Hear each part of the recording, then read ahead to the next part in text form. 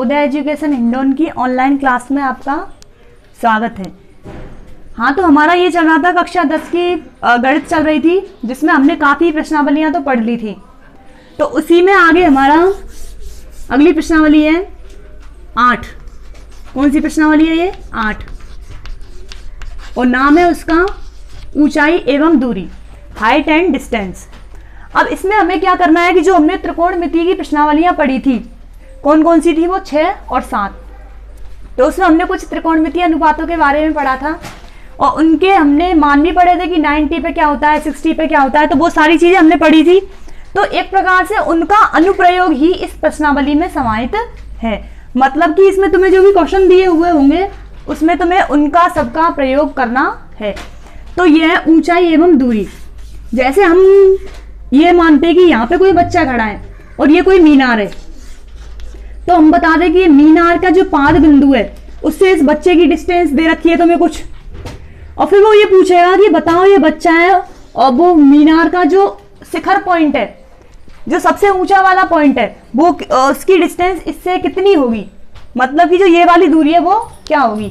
तो इसमें हमें क्या करना है, कोई भी मीनार वगैरह होती है वो हमेशा कैसी होती है, 90 डिग्री पे होती है या फिर लंबवत मानी जाती है। तो यहाँ पे क्या होगा, कोण 90 डिग्री का ही तो होगा।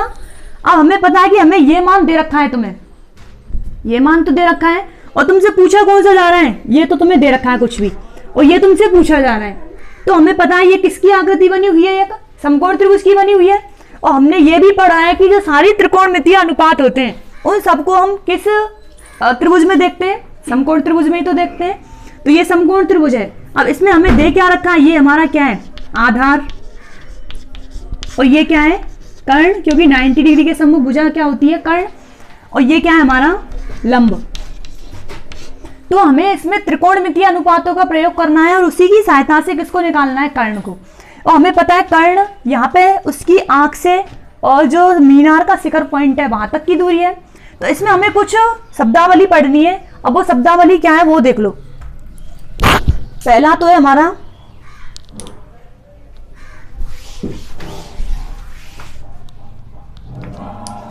दृष्टि रेखा।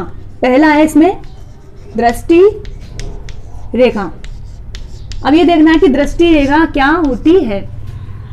अब जैसे हमने मान लिया कि यहाँ पे कोई भी प्रेक्षक है, ये कोई भी प्रेक्षक है, ये मान लिया हमने प्रेक्षक, और यहाँ पे हमने मान ली कोई भी कि यहाँ कोई वस्तु रखी है, या फिर कहीं नीचे मान ली मैंने यहाँ पे कोई वस्तु रखी है। यहाँ पे क्या, बिंब, वस्तु या फिर बिंब कुछ भी बोल दो। यहाँ पे कोई भी वस्तु रखी हुई है और ये प्रेक्षक यहाँ पर खड़ा हुआ है। अब इस प्रेक्षक के द्वारा इस वस्तु को देखा जा रहा है। तो ये वस्तु तो मान ली मैंने कि माना ये वस्तु ऊपर है और इधर ये वस्तु कहाँ पे रखी हुई है, नीचे रखी हुई है। तो जो इसकी आंखों के द्वारा इसको देखा जा रहा है, बिंब को, ऊपर और नीचे, तो जो ये वाली लाइन होगी हमारी, बिंब और प्रेक्षक की आंखों के मध्य में जो हमारी लाइन होगी उसी को हम क्या कहते हैं, दृष्टि रेखा। क्या कहते हैं इसको, दृष्टि रेखा। तो ये पता है हमें, यहाँ पे वस्तु ऊपर है तो ये वाली दृष्टि रेखा है, और इधर नीचे ये भी क्या है, दृष्टि रेखा। और जो इसकी आंखों के जो सीध में ये लाइन होती है, जो आंखों की सीध में लाइन होती है उसी को हम बोलते हैं क्या, क्षैतिज रेखा। क्या कहते हैं, क्षैतिज रेखा।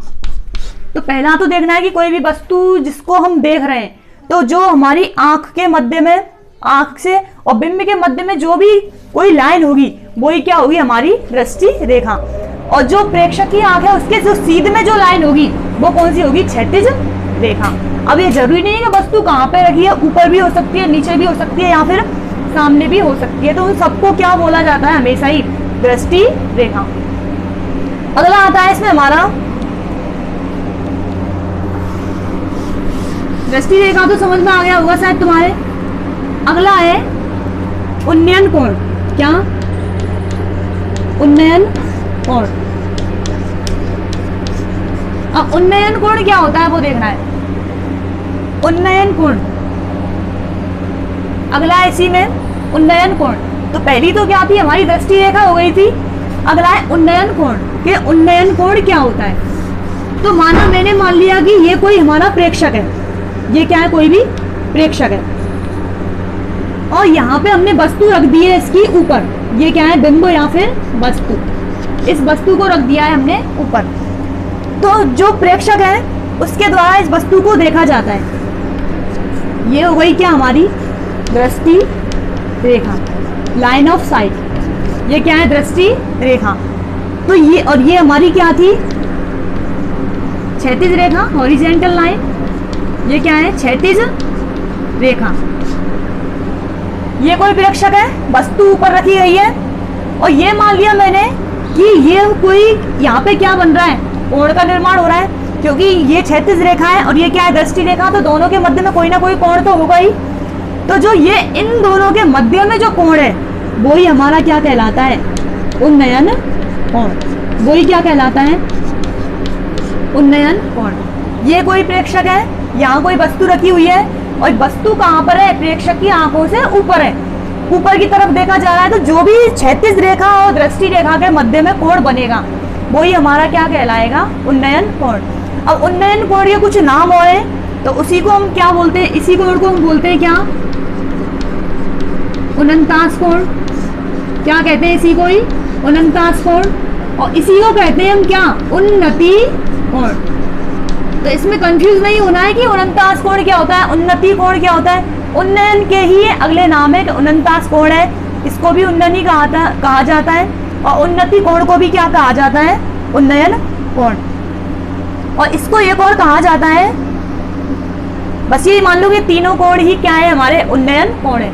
और इसमें ध्यान रखना है कि कोई भी वस्तु जब ऊपर रखी होती है तो क्षैतिज रेखा और दृष्टि रेखा के मध्य में जो भी कोण बनेगा वो ही हमारा क्या होगा, उन्नयन कोण।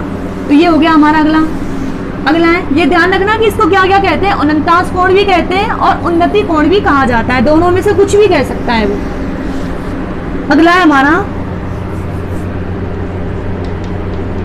अवनमन कोण।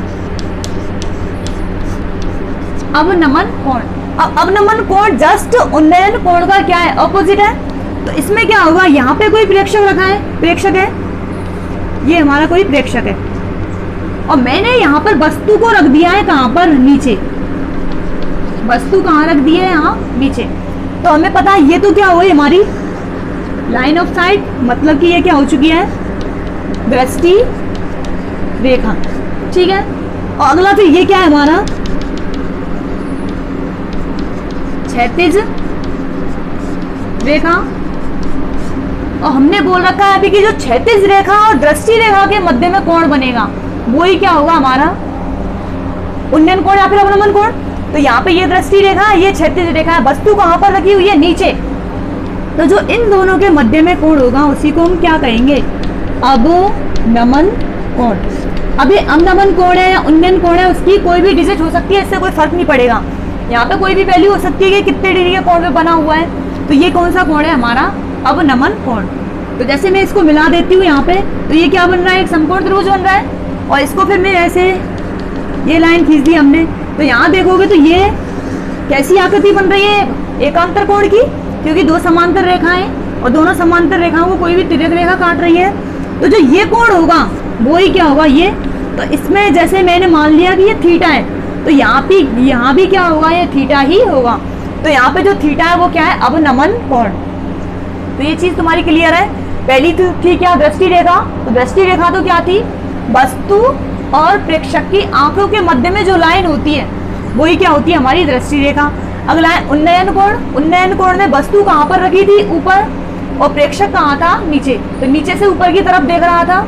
जैसे मैंने बोल दिया कि यहाँ पे कोई बच्चा खड़ा है और ये क्या है, मीनार है जिस पर कोई ट्यूबलाइट लगी हुई है, उसको यदि कोई प्रेक्षक देख रहा है, तो जो इनके मध्य में कोण बनेगा ना, ये तो क्या होगा, हमारा उन्नयन कोण।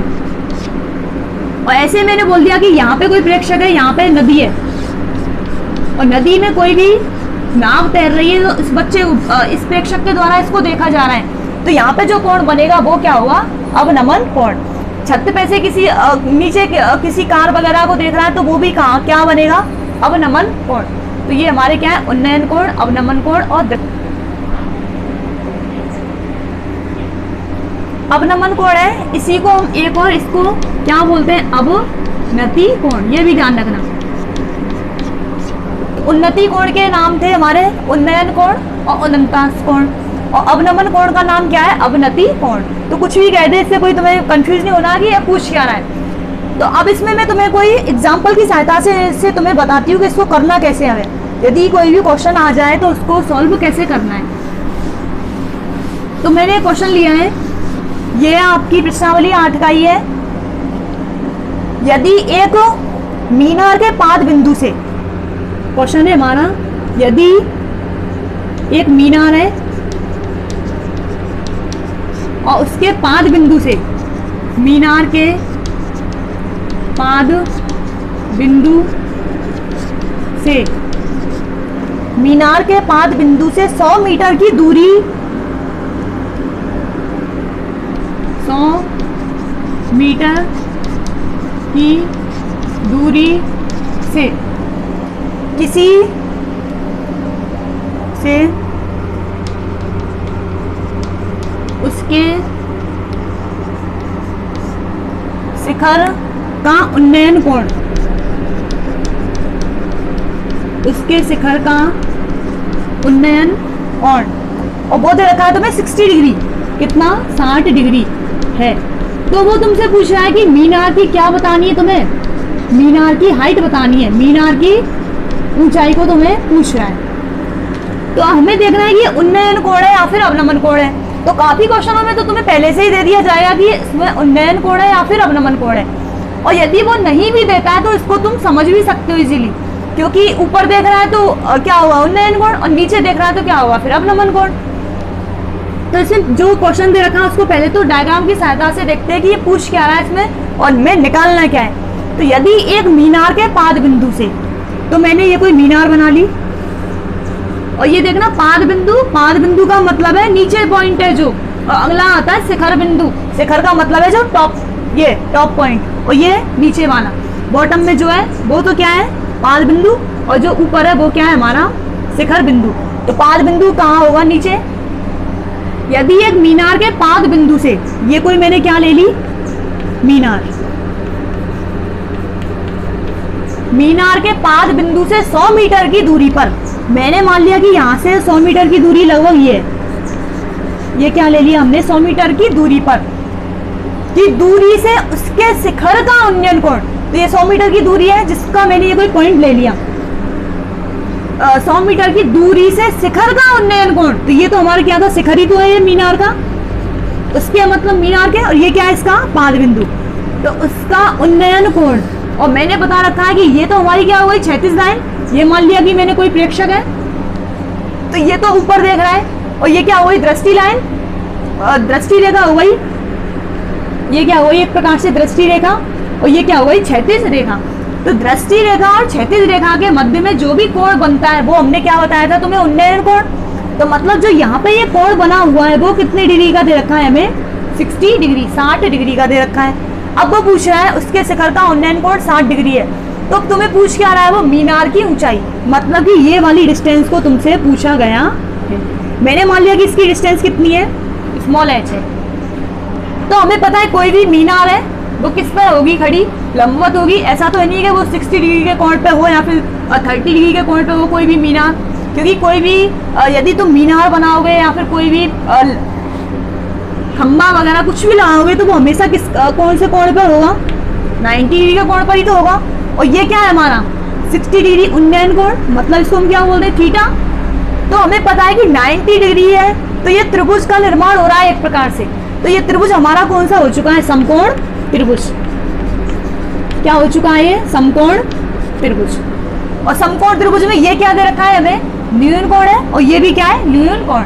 और मैंने तुम्हें इसके बारे में पहले भी बता रखा है कि हमें ये न्यून कोण है, तो जो न्यून कोण के सम्मुख भुजा होती है उसको तो हम क्या मानते हैं? लंब। और जो 90 डिग्री के सम्मुख भुजा होती है उसको क्या मानते हैं? कर्ण। और जो शेष है उसको क्या माना जाता है? आधार। तो हमें आधार के बारे में तुम्हें दे रखा है कि आधार इसका ये, और पूछ किसके बारे में रहा है तुमसे? लंब के बारे में। तो या तो तुम इसको ऐसे निकाल दो कि यहाँ पे लंब दे रखा है, यहाँ पे आधार दे रखा है, और हमें पता है इसमें हमें किसका यूज करना है? त्रिकोणमितीय अनुपात होगा। तो ऐसी कौन सी त्रिकोणमितीय अनुपात है, ऐसा कौन सा त्रिकोणमितीय अनुपात है जिसमें आधार और लंब दोनों का रिलेशन होता है, दोनों का संबंध होता है, ऐसा कौन सा त्रिकोणमितीय अनुपात है। तो ये हमने पढ़ा था क्या, लाल बटे कक्का पढ़ा था ना हमने। अब इसमें देखना है कि लंब और आधार का कॉम्बिनेशन किस त्रिकोणमितीय अनुपात में दे रखा है। तो ये लंब बटे कर्ण, ये तो हमारा साइन था, और आधार बटे कर्ण क्या था, कॉस, और ये क्या है, टेन में था हमारा लंब बटे आधार। मतलब कि लंब और आधार का दोनों का कॉम्बिनेशन किस में दे रखा था, टेन में। और टेन के बाद में फिर हम उल्टा आते हैं, यहाँ पे क्या आता है, कॉट, यहाँ आता है सेक, यहाँ आता है कोसेक। तो ये कॉम्बिनेशन किस में भी होता है, कॉट में भी। तो तुम यहाँ पर इसको निकालने के लिए या तो टेन का प्रयोग कर सकते हो, या फिर किसका प्रयोग कर सकते हो, कॉट का प्रयोग कर सकते हो।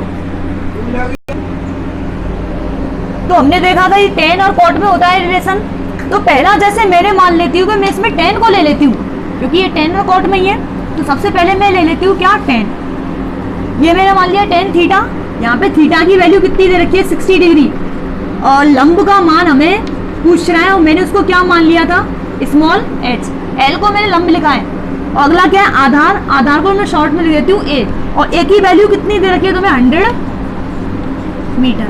और हमें पता चल गया कि इसमें तुम टेन भी लगा सकते हो, क्या लगा सकते हो, कॉट भी लगा सकते हो। तो मैं इसमें लगा देती हूँ क्या, टेन। तो टेन थीटा बराबर क्या होता है, लंब बटे आधार। तो हमें पता है थीटा की वैल्यू कितनी दे रखी है यहाँ पे, 60। तो इसको क्या लिखोगे, टेन 60 डिग्री बराबर। और लंब का मान कितना दे रखा है हमें, h मान लिया मैंने, क्योंकि इसका मान कुछ दे नहीं रखा है तो इसको h मान लिया मैंने। और h नहीं मानो तो कोई फर्क नहीं पड़ेगा, इसको मैंने जैसे बोल दिया a b c, तो तुम इसको a b भी लिख सकते हो, और इसको क्या लिख सकते हो, b c। तो इससे कोई फर्क नहीं पड़ेगा, कुछ भी लिख दो। यहाँ लिख दिया मैंने h, और आधार क्या है, 100 है, तो इसको क्या लिख दिया, 100। हमें देखना है कि tan 60 की वैल्यू कितनी है। और मैं इसको तुम्हें पहले ही बता चुकी हूँ कि tan 60 का मान कितना है, क्योंकि पूरी टेबल बताई थी हमने त्रिकोणमितीय अनुपातों के लिए। तो tan 60 का मान कितना होता है, √3। और ये क्या है, h बटे 100। यहाँ क्या कर दो, क्रॉस मल्टीप्लाई, वज्र गुना। तो यहाँ से h की वैल्यू कितनी आएगी, h बराबर आएगा 100√3। और यहाँ से तुम्हें ये भी लिख सकते हो, और ये ना लिखो तो √3 का मान भी लिख सकते हो। तो तुम्हें ये सीधा ऑप्शन में दे रखा है, और ऑप्शन में क्या दे रखा है, 100 √3 मान दे रखा है। तो हमें देखना है कि ऐसे क्वेश्चन तुम कर सकते हो, √3 का मान लिखो तो लिख दो, और नहीं लिखो तो कोई फर्क भी नहीं पड़ेगा, ये भी आंसर हमारा सही है। तो यहाँ पे मीनार की ऊंचाई कितनी आ रही है, 100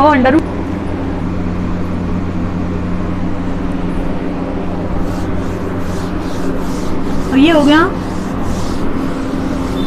इसमें मैं अगला क्वेश्चन ले लेती हूँ। अगला क्वेश्चन दे रखा है तुम्हें, 15 मीटर लंबी कोई सीढ़ी है। क्या दे रखा है, क्वेश्चन है हमारा अगला, 15 मीटर लंबी कोई सीढ़ी है, एक ऊर्ध्वाधर दीवार के शिखर तक पहुंचती है। एक ऊर्ध्वाधर दीवार के शिखर तक पहुंचती है।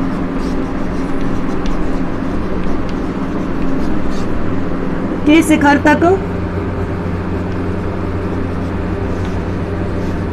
पहुंचती है, और यह सीढ़ी दीवार के साथ, यह सीढ़ी दीवार के साथ 60 डिग्री का कोण बनाती है। क्या है, 60 डिग्री का कोण बनाती है। 60 डिग्री का कोण बनाती है। तो तुमसे पूछा जा रहा है कि दीवार की ऊंचाई क्या होगी। ये पूछा जा रहा है कि दीवार की ऊंचाई है वो क्या होगी। तो प्रश्न दे रखा है हमें, कोई 15 मीटर लंबी सीढ़ी है जो कि ऊर्ध्वाधर दीवार के एक शिखर से शिखर तक पहुंचती है, और यह सीढ़ी दीवार के साथ में कितने डिग्री का कोण बना रही है, 60 डिग्री का। तो पूछा जा रहा है कि जो दीवार की डिस्टेंस होगी, दीवार की जो हाइट होगी वो क्या होगी। तो पहले इसका हम डायग्राम बना लेते हैं, क्योंकि डायग्राम की सहायता से ही तुम इन क्वेश्चनों को हल कर सकते हो, अदरवाइज इनमें तुम्हें प्रॉब्लम भी हो सकती है करने में, हल करने में इनको। तो क्या दे रखा है, 15 मीटर लंबी कोई सीढ़ी है जो कि ऊर्ध्वाधर दीवार के शिखर तक पहुंचती है। तो ये तो मैंने मान लिया क्या, कोई दीवार है, 90 डिग्री पर होगी। तो ये हमने मान लिया क्या, दीवार।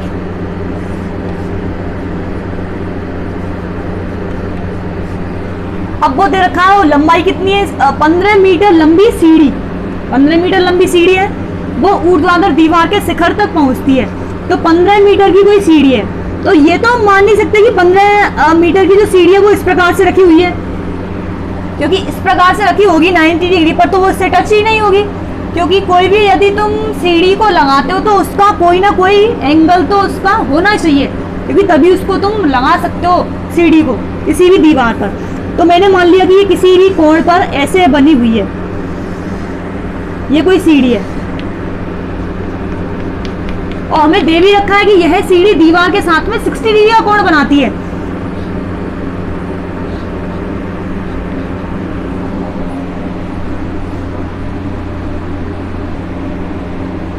अब ये क्या कह रहा है, सीढ़ी दीवार के साथ में 60 डिग्री का कोण बनाती है, तो यहीं पे तो बन रहा है ऐसा कोण, तो ये कोण कितने, क्योंकि ये सीढ़ी है हमारी और ये क्या है दीवार, तो दोनों के मध्य में तो कोण बनेगा, तो ये कितने का दे रखा है तुम्हें, 60 डिग्री का। और ये मान लिया मैंने कि ये क्या है, इसकी एक क्षैतिज लाइन मान ली मैंने, तो ये 60 डिग्री का है। कोई भी दीवार होती है वो कितने डिग्री के कोण पर होती है, 60 डिग्री पर, तो ये कितना है 60 डिग्री। और हमें लंबाई दे रखी है सीढ़ी की, वो कितनी दे रखी है 15, और 15 क्या मीटर है, मीटर।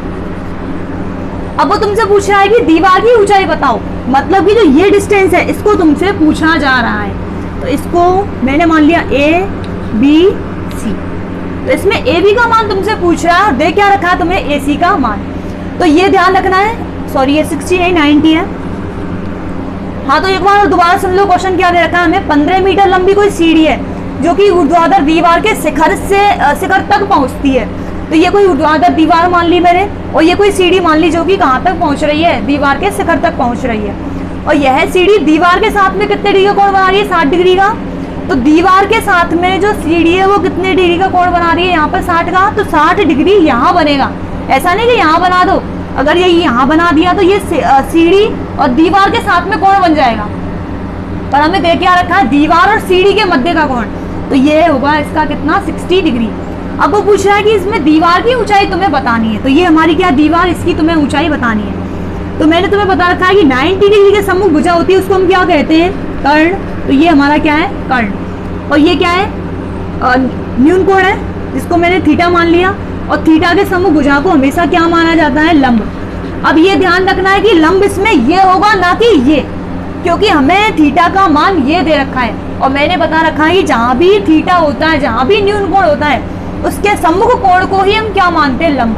वैसे कोण तो ये भी कोई न्यून कोण ही होगा, पर हमें इसका कोई भी जिक्र नहीं दे रखा है कि दे रखा हो, ये तो है नहीं हमारे क्या इसका मान दे रखा हो, तुम्हें वैसे निकाल सकते हो 30 होगा, पर यहाँ पे हमें क्या दे रखा है, यही तो दे रखा है। तो ये 60 है, तो इसके सम्मुख भुजा को ही क्या मानोगे तुम, लंब मानोगे, और बाकी मैंने बता रखा है जो शेष भुजा है उसको क्या मानोगे, आधार। तो ये हमारा क्या हो गया, आधार।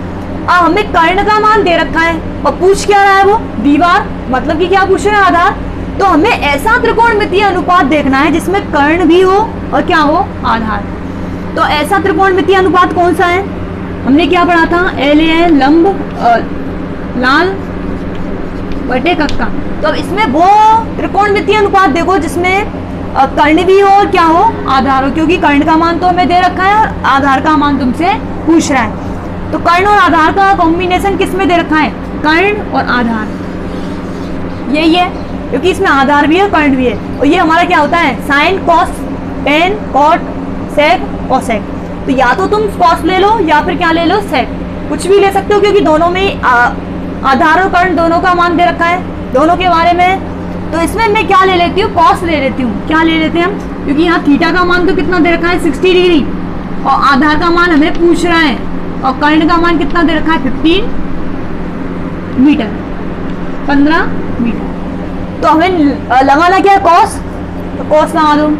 ये लिख देना समकोण त्रिभुज, समकोण त्रिभुज ABC, ये हो गया समकोण त्रिभुज ABC में हम क्या ले रहे हैं, कॉस। तो कॉस थीटा बराबर क्या होता है, आधार बटे कर्ण। अब कॉस थीटा है कॉस 60, कॉस 60 बराबर आधार का मान कितना है, हमें कोई पता नहीं है आधार का मान, क्योंकि आधार हमने क्या मान रखा है, AB। तो इसको AB भी लिख सकते हो, कुछ भी लिख दो, कोई फर्क नहीं पड़ेगा, मैं इसको AB लिख देती हूँ। और कर्ण का मान कितना दे रखा है, 15, तो ये लिख दिया मैंने 15। और ए बी क्या है हमारा, दीवार की लंबाई है, दीवार की ऊंचाई है। cos 60 का मान कितना होता है, 1/2 बराबर ए बी बटे 15। तो ए बी का मान कितना आएगा यहां से, ये हो जाएगा कितना, तो ये हो गया, क्रॉस मल्टीप्लाई करोगे यहाँ तो ये कितना हो जाएगा, ए बी बराबर 15/2 मीटर। तो हमने ए बी को क्या माना है, दीवार ही तो माना है, तो दीवार की ऊंचाई कितनी है 15/2 मीटर, और 15/2 लिख दो, या फिर क्या लिख सकते हो 7.5, और तुम्हें ऑप्शन में क्या दे रखा है 15/2 ही दे रखा है, तो इसका आंसर कितना होगा 15/2 मीटर। इस प्रकार से इनको तुम कर सकते हो। अब इसी का पहला ही क्वेश्चन था, मैंने पहले शुरू में दूसरा लिया था, अब इसका मैं पहला ले लेती हूँ, उसको अब ध्यान से देखना क्या पूछ रहा है तुमसे। पहला ही है, एक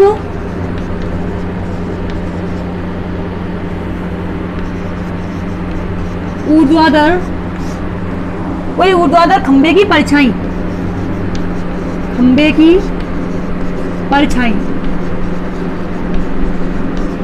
कोई ऊर्ध्वाधर खंबा है जिसकी परछाई खंबे की ऊंचाई के बराबर दे रखी है, खंबे की ऊंचाई के बराबर है, तो सूर्य का उन्नयन कोण क्या होगा, तो सूर्य का उन्नयन कोण क्या होगा, ये तुमसे पूछा जा रहा है। कोई ऊर्ध्वाधर खंबा है, तो मैंने मान लिया ये क्या, ऊर्ध्वाधर खंबा मान लिया,